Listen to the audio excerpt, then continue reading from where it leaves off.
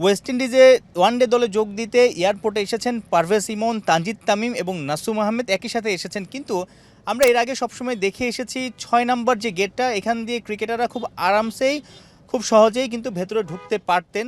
এবার একটু ভিন্ন কিছুই আমরা দেখলাম এয়ারপোর্টে। 6 নম্বর গেটের সামনে তাদেরকে আসলে এয়ারপোর্টের যে নিরাপত্তা কর্মীরা আছে তারা বেশ মিনিট ধরে আসলে দাঁড় করিয়ে রেখেছে, কাগজের নাম দেখছে এবং ক্রিকেটারদেরকে নাম জিজ্ঞেস করেছে এবং বেশ কয়েক মিনিট আসলে তারা ক্রস চেক করে সেখানে আমরা তানজিদ তামিম ইমনদের চোখে মুখে একটু অস্বস্তিও দেখলাম আসলে, সত্যি কথা যেটা। এবং এরপর আসলে ক্রস চেক করেই তাদেরকে ঢুকতে দেয়া হয়েছে।